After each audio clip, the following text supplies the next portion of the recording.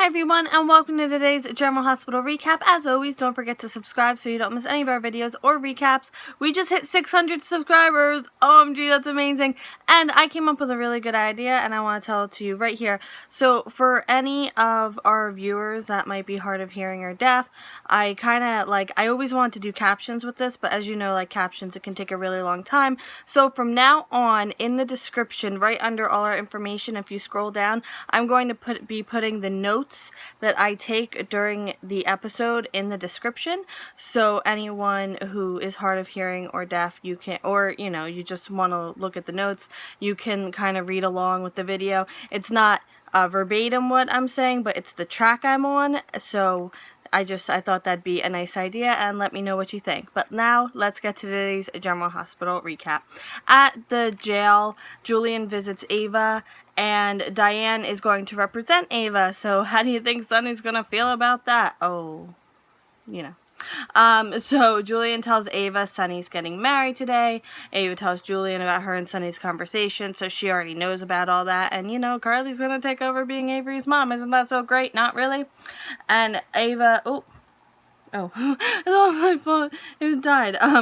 So Ava tells Julian that she wants Julian to stop the wedding, and he's like, yeah, how am I supposed to do that?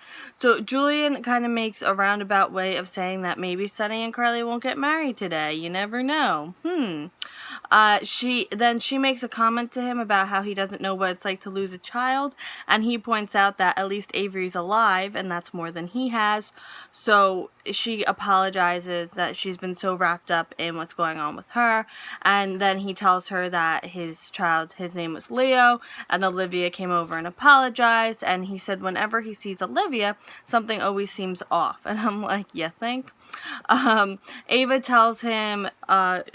asks him what he was doing down at the pier when he saw Olivia, and he says he was going on a walk to clear his head and he needed time to think. And then Ava vows to get her daughter back. Don't know how she's going to do that from a jailhouse, but, whatever floats your boat. At the warehouse, Sonny still isn't safe enough for transport, and TJ feels guilty. But then TJ goes to the police station with the police officers that are there, and Sam stays with Sonny, and the paramedics can't hold off anymore, and even though he's not stable, they have to move him to the ER. At the wedding, or what was the wedding, Jake walks in all bloody. Carly's terrified. She asks him what's going on, and he tells her that Sonny was shot. Michael gives Avery to Sabrina for her to, take her away, and the family converges around Jake and asks what happened. Jake tells them that Charlie was involved. Dante gets visibly upset because he knows who that is and he knows what was going on with that. Jake recounts the whole thing and then tells them that Sonny should be in the ER by now. And Carly rallies and is going to the hospital. Jake is coming with her. So is Michael and Morgan. Dante is going to head to the station, and Lulu and Maxie are staying at the house with Sabrina and Avery.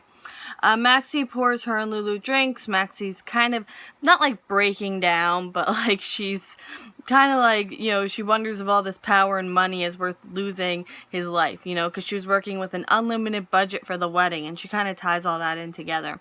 So then Maxie kind of, I couldn't think of a better word, so I wrote laments, but that's not quite it, on how Lulu and Sabrina should get used to this, because this is what happens with Sonny and the people close to him.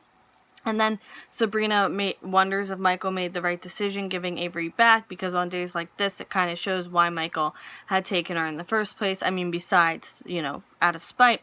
So then Maxie kind of lets it slip how complicated the Michael-Sonny bond is, and goes into the Claudia thing and how Michael confessed to exonerate Sonny. And, as Sabrina sees it, he had no other choice but to, take Claudia's life to protect Carly and Jocelyn. But Lulu and Maxie kind of set her straight that it's no, that's what Michael thought needed to be done at the time. It's less, it's more complicated. It's less saintly than it's, she's been led to believe. Not out of maliciousness or anything. So then Maxie kind of warns Sabrina about the side of Michael that grew up watching Sonny and Jason. Sabrina counters and said he left all that behind. But Lulu's like, maybe, but not all of it. It's always going to be there. At the police station, Sloan wants immunity without handing Nicholas in. He wants Anna to find someone else to pin it on, basically, is what it gets down to. Right, Alana? Alana says that's ridiculous. Sloan So Sloan, it turns out Sloan kept the murder weapon even for Anna killing Carlos, even though he told Anna he would to give it to him so he could get rid of it. So she's furious that even back then he was thinking about insurance, and he wants to know why she's so comfortable selling him down the river, but he can't do the same. And then she says she knows, now the reason that she held out on Sloan, or like being with him, isn't because of, disloyalty she would have felt for Duke, but it's because he's only half the man Duke was. So then Sloan kind of goes off on a rant about how Duke, put a hit out on Jordan and put Sonny and Julian ahead of her. So then she defends Duke and how he lost 20 years of his life and how he did it he moved on with grace and a sense of humor, and how hard that was, and how he didn't go into the mob because of Sonny, but because of the family they lost. And Sloan tells her that it's her fault Duke's murderer is walking free because of her decision to shoot Carlos. And she tells him that she beats herself up about that all the time, and there's nothing he can say to make her feel any worse. And then he says he cares about her, but he's not going to lose everything because of it. Also at the police station, Jordan gets word that TJ was involved in a shooting. TJ arrives at the station and tells Jordan about being jumped and what happened at the warehouse. She's furious that Charlie was involved because, again, she knows the circumstances under which that happened. She lectures, but she kind of lectures about Sonny and how they use Sonny to get into, how they use TJ to get to Sonny, and how this is what she knew was going to happen, and TJ kind of excuses Sonny, and Dante walks up, makes a comment like, oh, you've had quite a day already, and Jordan kind of jumps on him. Dante says, hey, my father was shot, and then she goes after him for caring about his father. Not her finest moment, but she rectifies it. So TJ tells Jordan and Dante that Charlie admitted that he used Julian as a get-out-of-jail-free card, and then recounts Sonny getting shot and how the men were about to kill Sonny and TJ, and then tells him that Jake Doe is the one that killed the other guys and essentially saved him and Sonny. At the hospital, Sonny arrives. Patrick is the attending physician. Sonny kind of wakes up while they're working on him, and Patrick tells him he needs to decide if he's going to make it through this. So Carly and Michael and Morgan arrive. Jake is with them. They manage to get him this really nice black jacket. Carly, Michael, and Morgan go into the ER where they're working on Sonny, and he's crashing. Carly goes right up to him, tries to talk to him. Patrick tells Michael, can you get Morgan and Carly out of here? And as Michael's kind of getting them out, Morgan says a few words to Sonny too. Jake asks Sam why she didn't stay behind when he told her to, and she says, well, I thought you would need backup, but then you kind of took out 3 guys on your own, unarmed, so what do I know? And how significant that was. And how Sonny is alive because of Jake and Carly, and the boys walk up as she's saying that. And then they ask him if that's true. Morgan loses it a little bit, how he would have rather Jake made the guys suffer instead of just taking them out. And then Jake tells her that Sonny's last words to him were, tell Carly I love her. And then Patrick emerges from the ER. The end scene. Julian leaves Ava. TJ finishes up. Dante is going to head to the hospital.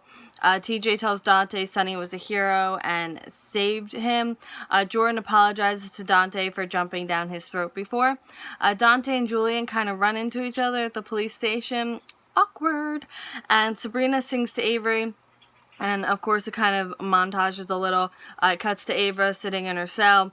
And then Patrick telling Carly and crew what's going on. Turns out they're giving Sonny a transfusion, and if anyone can donate, that'd be great. And then Carly says, oh, so Sonny's going to be okay then? And Patrick's like, that's not exactly what I'm saying. So it's all up in the air right now. Should be an exciting rest of the week for sure. In any event, thank you so much for watching today's General Hospital recap video. I'm starting to lose my way. My notes will be in the description, so if you need to read it, go ahead. You're more than welcome to. And I will thank you for 600 subscribers, and I will see you it's 602 now. I will see you tomorrow for more General Hospital. I hope you have a great day. Bye.